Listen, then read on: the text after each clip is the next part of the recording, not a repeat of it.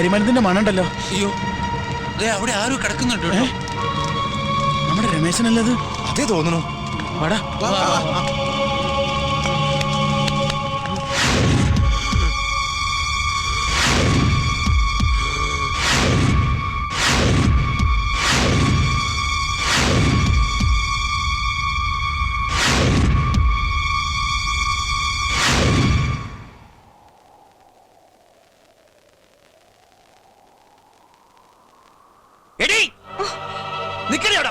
അറിഞ്ഞില്ലേ ഒരുത്തിനവിടെ ചാവാൻ കിടക്ക ആശുപത്രിയില്. ഇപ്പൊ തൃപ്തിയായില്ലേ നിനക്ക്? അമ്പലത്തിൽ പോയി പ്രാർത്ഥിച്ചുകൊണ്ടൊന്നും കാര്യമില്ല. നിന്നെ ദൈവം വെറുതെ വിടില്ലടി. ആ പാവത്തിനിട്ട് വട്ടുകളിപ്പിച്ച് ഭ്രാന്തനാക്കിയിട്ട് പണവും പ്രതാപം കണ്ടപ്പോ നീ മറ്റവനോട് അഴിഞ്ഞാടി നടക്കലടി വൃത്തികെട്ടവളെ. പുറമുള്ള ഈ തൊലിവെളിപ്പൊണ്ടൊന്നും കാര്യമില്ല. മനസ്സ് തന്നവണം മനസ്സ്. നിന്നെ പോലെ നടക്കുന്നവർക്ക് എന്ത് മനസ്സ് അല്ലേ? എന്റെ രമേശനൊരു പാവ, പഞ്ചപാവം.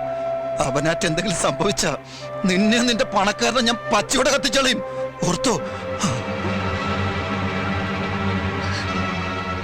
അതിശയം തന്നെ കേട്ടോ.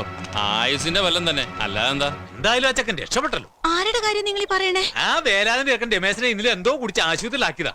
എല്ലാരും കരുതി ചത്തുന്നാ. ഇപ്പൊ ജീവൻ അപകടമില്ലാന്ന് കേൾക്കണു.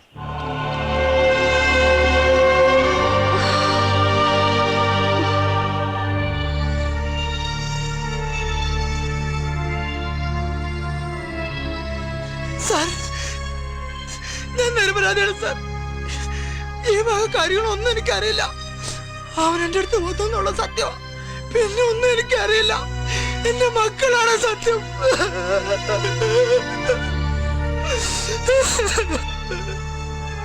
എന്തിനവനത് ചെയ്തു?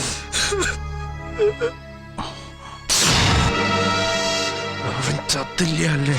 അയാളും ചത്തില്ല, നീയും ചത്തില്ല. ദൈവത്തിന്റെ ഒരേ കളി. നീ ഇന്നലെ എന്ത് പണ്ടാരടങ്ങിയ സ്പിരിറ്റ് അടിച്ചു കയറ്റിയത്? ചത്തു പോകാഞ്ഞ ഭാഗ്യം. വിവരക്കേട് ചെയ്യാൻ ചാടി പുറപ്പെടുമ്പോ വിവരമുള്ള എന്നോടെങ്കിലും ഒന്ന് ചോദിച്ചൂടാ നിനക്ക്? അതൊരു പെണ്ണിന് വേണ്ടിട്ട്. അവളുടെ പാട്ടിന് പോട്ടടാ. ഈ ഭൂമിയിൽ എന്തോരം പെണ്ണുങ്ങളുണ്ട്.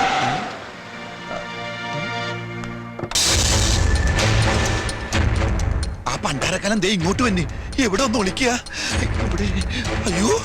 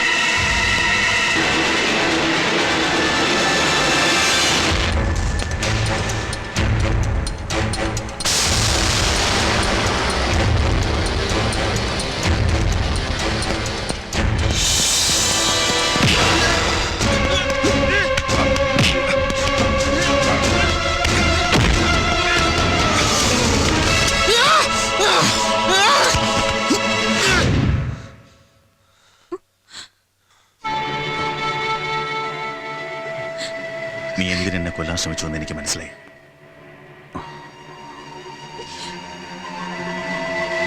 എല്ലാം പറഞ്ഞോള്. എന്നെ കൊന്ന നിനക്ക് ഇവിടെ കിട്ടുമെന്ന് കരുതുന്നുണ്ടോ നീ? വിട്ടുതരാൻ മനസ്സിലെങ്കിലോ തിരിച്ചു പോകുമ്പോ ഇവിടെ ഞാൻ കൂടെ കൊണ്ടുപോവാ. എന്ത് ചെയ്യും നീ? പറടാ, എന്തറിയാം എന്നെ പറ്റി നിനക്ക്? ഞാൻ ആരാണ്, എവിടെ ജനിച്ചു, എങ്ങനെ ജീവിക്കുന്നു അറിയോ നിനക്ക്? നിന്നെ പോലെ തന്നെയായിരുന്നു എന്റെ ചെറുപ്പവും. വേണ്ടപ്പെട്ടവരുണ്ടായിട്ടും സ്നേഹം എന്തെന്നറിയാതെ ഒരു അനാഥാലയത്തിനുള്ളിൽ എനിക്കിനെ ചെറുപ്പം കഴിച്ചു കൂട്ടേണ്ടി വന്നിട്ടുണ്ട്. അന്നൊരു താങ്ങും തണലുമേ ആകുണ്ടായിരുന്നത് എനിക്ക് എന്റെ കൂടപ്പിറപ്പ് മാത്രമായിരുന്നു, എന്റെ നാൻസി മോൾ.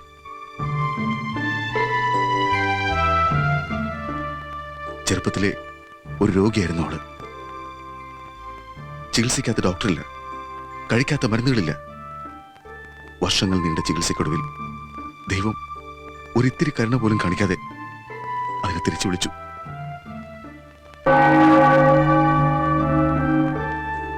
ഇവിടെ വന്ന് ഈ കുട്ടിയെ കണ്ടപ്പോ എന്നെ നാൻസി മോളെ പോലെ തോന്നി.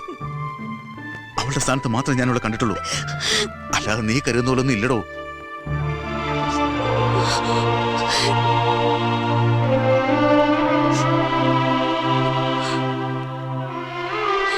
സർ,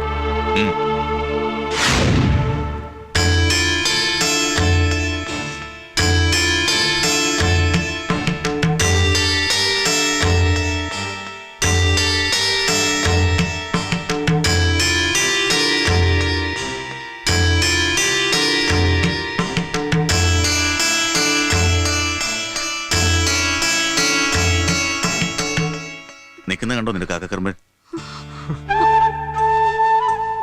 നിന്നെ ജീവനോലെ സ്നേഹിക്കുന്നവനാ. ഒരു കടലുള്ള സ്നേഹം നിനക്ക് വേണ്ടി മനസ്സിൽ കാത്തു സൂക്ഷിക്കുന്നുണ്ടവൻ. എടുത്തോടാ എന്റെ പെങ്ങളെ.